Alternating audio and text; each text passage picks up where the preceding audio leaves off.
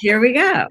Welcome to M.O.M, Meeting of the Minds, where the three of us, who will tell you who we are in a minute, are getting together. I'm Susan Feldman, founder of Get in the Groove, also co-founder of One Kings Lane, and I'm joined by Aubrey Hubble, who's a co-founder of Hazel, and Natalie Waltz, the founder of Taboo. And I'm going to let them tell you what they're up to when we finish. But we all became friends. We're all working together in different capacities.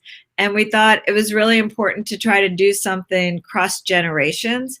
And so we decided to create M.O.M. And this is going to be a place where we'll talk about important things and probably not so important things, like, are you wearing high heel shoes going forward or not? But anyway, I think it's really important. One of the things for Get in the Groove that we've found, and I believe in such a big way, is that, you know, it is so important to be connecting across generations, that I can learn from younger generations, and hopefully they can learn from me too. So let's get started. Anyway, like I said, I'm Susan Feldman, and I'm going to let you guys introduce yourself and say who you are and what you're doing, and then we'll get started. Perfect. Aubrey, go ahead. You go first. Hi, everyone. I'm Aubrey Hubble, co-founder of Hazel. Hazel is a femme care brand focused on women and the needs that come along with the stage of your life in your 50s, 60s, and 70s. And we're launching later this year with a disposable brief for leaks. Great. Great. Watch out, you know who. And I'm Natalie. I'm the founder of Taboo, a sexual wellness company for women who age. We launched the end of October, actually days before the election, and we're trying to support women physically and emotionally as they navigate sex and menopause with products that feel more akin to what you would expect from a skincare company than a sexual wellness brand. Nice. And you know what, Natalie, tell us a little bit, because I think one of the most impressive things is that you created all of this and did all this during COVID. So don't recommend that to anybody. I'm trying to learn how to play the piano during COVID. You created a brand and a company. So tell us a little bit. Well, I will say that I would not recommend that to anybody ever. When I first decided to do this, it was the very beginning of COVID, when we were laughing at people for stocking up on, toilet paper and paper goods.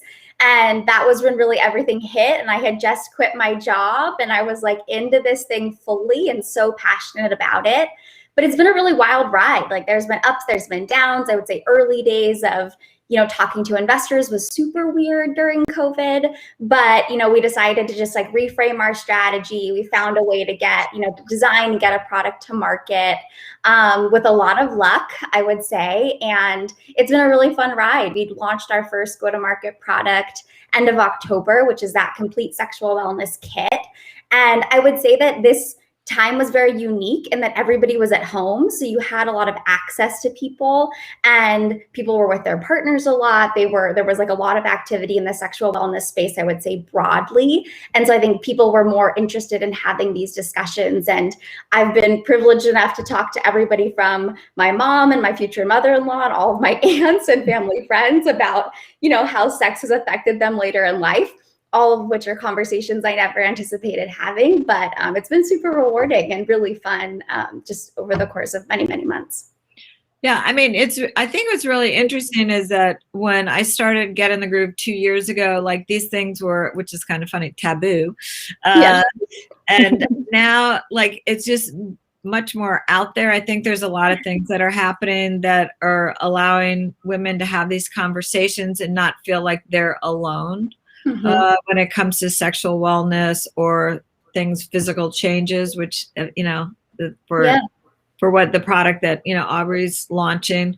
So I think it's really awesome. And, I know for any of you that are watching this, that this new product, Taboo, is fantastic. I know it's probably TMI, but I have tested it. I remember reaching out to you cold. I remember it because I have friends that have worked at One Kings Lane. And so I've admired you from afar for quite some time. And I was like, there's no way she's going to respond to me, right? But you just got to try. And so I reached out to you cold. I think you were a little bit, I don't know about this in the beginning, but you were kind enough to respond to me and get a kit, and the rest is kind of history. So I really appreciate you taking a chance on us. I mean, listen, it's important. I think your generation is much better about talking about these things. I think our generation is approaching new frontiers, shall we say, like places they've never been, feelings that they've never had physically, whatever. And so I think it's really like great that this is out there and we're able to have these conversations, because it just makes people feel like they're not, alone, and this isn't something strange that's happening to them. Absolutely. I mean, I couldn't agree more. And to be totally transparent, I come from a very conservative family. My mom's Muslim, was born in the Middle East. Like, we don't talk about these types of things at all. So that first off the cuff conversation where I asked her if her and her friends had pain or discomfort during sex, just snowballed into something I would have never imagined. And I truly don't know what compelled me to ever ask her that, to be totally fair. But, just days ago, we were on a podcast together talking about sex and menopause, which, if you asked me if that was ever possible a year ago, I would say, absolutely not. But it's been really cool how, if you allow people kind of the space and create safe spaces for them to have these conversations, just women have so much to share. And I think you're right. I'm learning so much. Like, I'm very aware of the fact that I'm, not going through these changes, and also not a physician. And so it's just, for me, wanting to signal like, hey, this part matters. And at 50, you don't need to give up this important part of your life. Right. Yeah, no, I think that's, it's really important. It's interesting because I remember before we started Get in the Groove, I did a couple of focus groups, and sex was one of the questions, that we tried to talk about. And I thought everyone would be really locked down about it. It was, forget about it. It was like the minute women had the opportunity to talk about it amongst a circle of women, they didn't even know the other women in this group. They were very open and vocal about it. So it is important. So anyway, Aubrey, tell us something about what you're doing. Yeah. So with our product, it was really important with our brand just to bring up those conversations and kind of just build a place for them. And so that women do not feel alone. And when it came to having those early conversations, we were kind of open to, we knew there was definitely a void when it came to this time in her life and the brands that are supporting her, and that they just didn't resonate, when it came to personal care, especially, she was hiding those products behind the cleaning supplies so no one would see them, versus like her beauty supplies she'd have on a shelf where anyone could see. So we really saw that as the opportunity, and then just started having conversations with women. And as we talked to them, we heard so many different needs that they were experiencing, and something that just continued to come up that we felt we could make a really big impact on, because there's just been no innovation in the space, was the incontinence space. And not only, kind of like the pads and liner space, but the actual briefs, where today they're chunky, essentially oversized baby diapers. They're not attractive at all. Yeah. And we just heard from them that, they're wanting to wear great clothes. They don't want to have to be worried about, if they have to wear a longer top to cover the bulkiness, or if they're choosing not to wear the product, they can't work out. So it's either way, they're sacrificing something in their lifestyle. So we really just learned from them, and we ended up connecting with material scientists and fashion designers, and approached it versus designing on mannequins. We designed on real bodies and took inspiration from fashion and underwear, and even, like got different requests for different features. We were able to incorporate a control top, and it's just a really cute high-waisted brief that still is functional and disposable. That's great. That's great. One of the things that we talk about all the time at Get in the Groove is how my generation is the first, right? So like the generation before us was very different than my generation, meaning my mother. I mean, there was a great generation, but it was just different. I don't think they were as engaged. I don't think they were as sort of informed, and they weren't in as good shape and things like that. So I think all these things are, everybody's setting, these are all new, these are all first, basically. Right? And all these things that you guys are doing are so great, and really paving the way for our generation and then generations to come, which actually, I always find it so great, like when I get to spend time with you guys, or Brianna, who I work with, who's in her late 20s, because I always learn so much from all of you. I'm just curious, like, do you feel the same way? I mean, what do you try, what do you feel about, maybe not just your mothers, but, other older women or women that are not in your demographic? I'm just kind of curious how you think about that. I know for me, I go out of my way to make sure that my circle of friends is diverse in age, because I find just so much value in that. And, I'm really close with my aunt and uncle who are in their 70s, and they're some of the coolest people I know. And I've gotten to be friends with all of their friends too. I'm just like, we're just, one of the, my husband and I just in the group, and it even though you recognize there is an age difference, it really, it's easier to break in than you would think. I think once you're just talking, you realize there's so much in common, and there's not a big difference. You're experiencing the same things, and there's actually a lot more in common than you would expect. So I always encourage even my friends like that are my age to always diversify their friend group when it comes to age. And I've also gotten involved in a couple of organizations that connect people of different ages. And that's been really, really beneficial from both a networking perspective as well as personal. Yeah. Yeah, I mean, I couldn't agree more. And I feel like I learn more from Get in the Groove and following your guys' accounts than I do from most of the accounts that I follow, not only selfishly for, my role at Taboo, but also just it contributes to how I think about things, how I think about trends. And I don't necessarily, I don't know if I think of you as like an older generation or just a more informed group of people and thinking about things like a bit differently.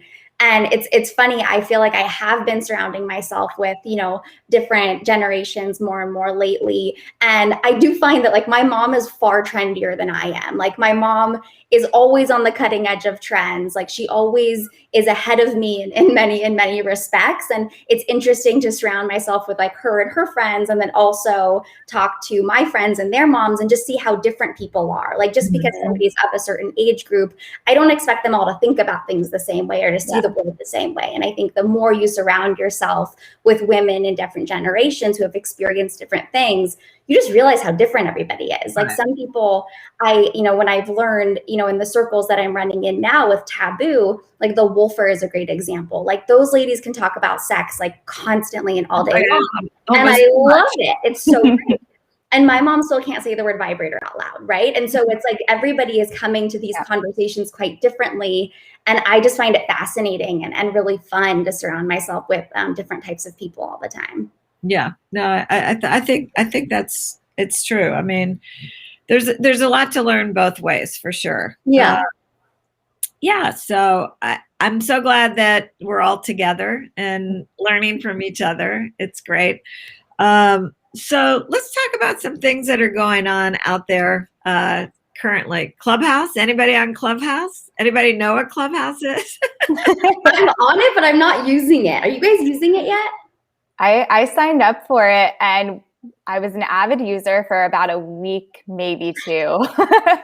It was great. I joined some really interesting conversations, but because they're live, and maybe I just haven't figured it out if you can access them after they've been recorded, but they always are at like odd hours. And so definitely some cool things about it, but I didn't last that long, at least today. The thing that I find really interesting, I listened to one, it was a couple of partners from a big VC firm, and they were excited about it because people were talking, instead of texting or whatever. And I thought it was also interesting. The two partners were talking. They had taken questions over Twitter, but they weren't allowing other people to, talk in the room. But what they liked is that, there was this conversation going on. And I do think from that standpoint, it's interesting. I think there's some things they probably need to figure out with it. But, it's sort of like old school. Back in the day when I was growing up, there were things called party lines, and you could get on like a phone with your friends, and you could be like three, this is like way, way back, old school. So maybe it's kind of like what goes around comes around. I don't know.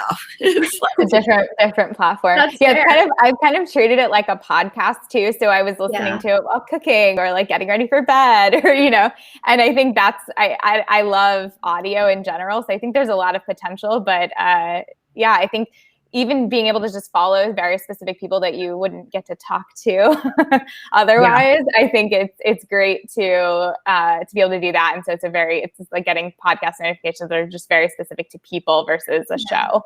I think, it's interesting because I was talking to somebody and they're telling me they're using it for work. So they're because there's ways you can create private rooms, which I didn't realize that. So like we can meet in a private room on Clubhouse next time. Although I like to see your guys' face. Even the public ones, for some reason, feel more private to me because they're not recorded.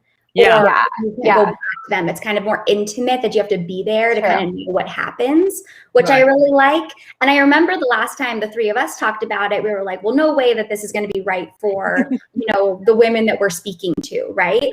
And it's so crazy. I've had so many women, many of whom are my mom's friends, who are totally fair. They're like, are you on Clubhouse? You should be doing things on Clubhouse. Clubhouse is so great for business and so great for all of these things. And so I do think that it's attracting a lot of different kinds of people that I didn't expect. I thought it was going to be very reserved for, the VC community for a while, but it seems to be pretty diversified. Might fall into the bucket just like Instagram, where, why would anyone want to post just a picture? Yeah, totally. Yeah, why would anyone want to do that, I think, look, it's definitely worth something you have to explore, right? I mean, I think this is a really important lesson also, is like, you have to be open to new things. You have to try them, and maybe they're not perfect the first time, but try it a second time. You don't know. And maybe it will work. Maybe it won't work. I mean, I think there are a lot of, like we said, there's a lot of good things about it, and it's something new. So it's like, oh my God, how do I fit this into everything else that we're doing? And does this make sense? And are people coming? I think you just have to try it to see, as opposed to like, I'm not there. Yeah. I think that's true. Okay. Well, we also were phone calls versus text versus Zoom. That's a big one, especially right now, and that coming out of, all of this madness. What do you prefer, Susan? What's your favorite form of communication? I like talking to people. Yeah. I'd much rather pick up the phone, but I don't know. Everybody seems to be very text-like oriented. Yeah, I had an interview the other day, admittedly, and when it was scheduled, I was like, oh, great, this is not going to be a Zoom, it's going to be a phone call. And then I got on the phone call and I feel like I forgot how to talk to people. Like I felt odd. I felt like I was being weird because I was so used to having, for some reason, the crutch of like viewing people's facial expressions or things like that, that moving to phone after being so used to like giving my pitch as an example on Zoom was a really weird experience, but something I feel like I need to build that muscle again, because it's much more natural than looking at yourself on a screen all day long. I guess it depends what the circumstances are. It's funny. I just had an interview also right before we got on this, and it was the third of it was for a board seat, and it was the third interview, and they were all phone calls. And I thought, wow, that is so strange. Like, I haven't met any of these people. I would have thought they would have wanted to FaceTime or Zoom or something, but they wanted to talk, which was interesting. Yeah, I had to do a phone call after I talk to family and do phone calls that way. But when it comes to work, there are very few phone calls. It's mostly Zoom. And it was like 6 people on a phone call, and it was very hard to navigate. When do you talk? I should be muted the whole time unless I'm talking.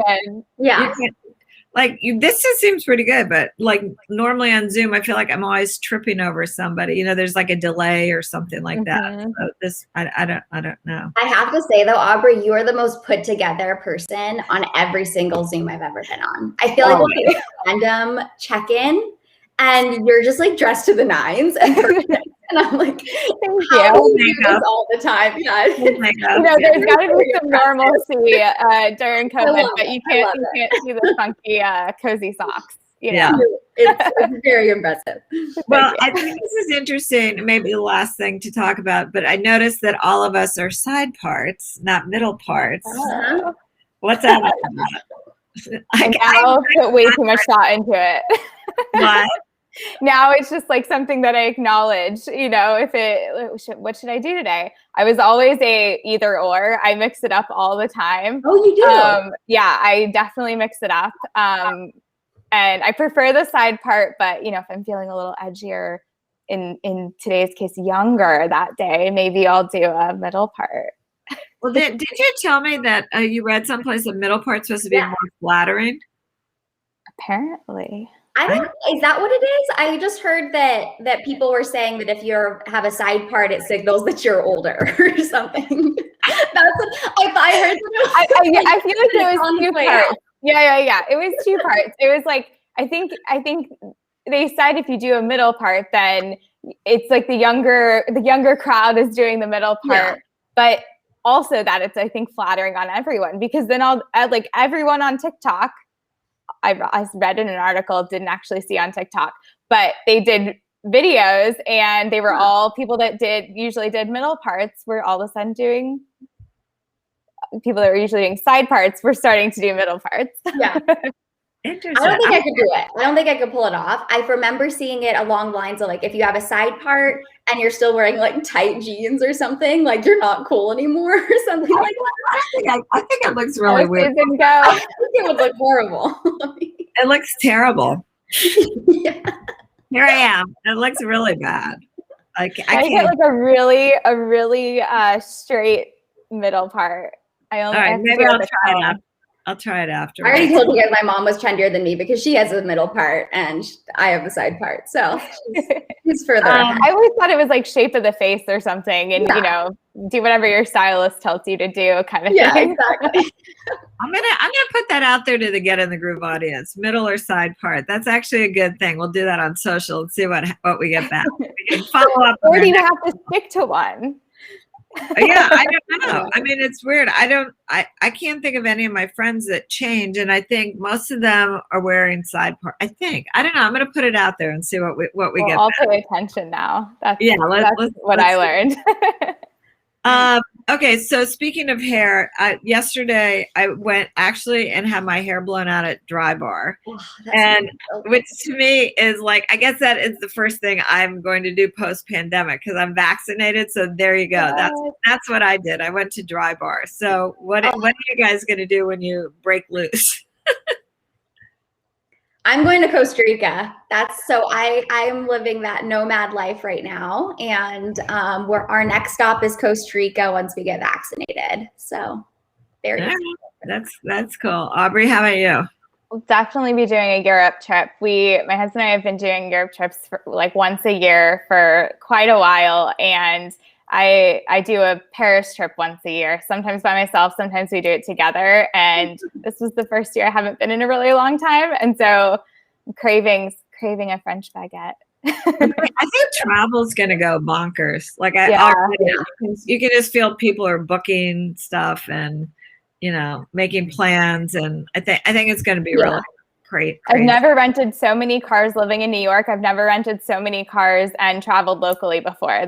So, you know, there were advantages when it came to travel and experiencing smaller towns around or going to areas I wouldn't normally, but I definitely miss traveling abroad. Weddings will also go gangbusters. Oh, wedding. Yeah, so many weddings have been pushed. I have a wedding abroad this year, my co-founder, actually. Yeah.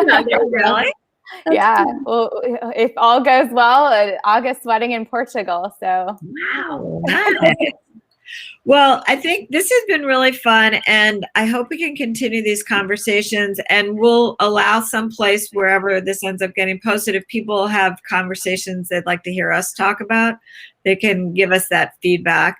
Because I think at this point, we're just really trying to talk about what seems to be on our minds and, you know, maybe learning from each other, right? I love it. Yeah. okay. All right. Well, it's nice to see you guys. I hope one day in the near future we'll be able to do this in person and I can hug both of you. I know. It's so lovely talking to you guys. We'll talk soon. Okay. Bye. Bye.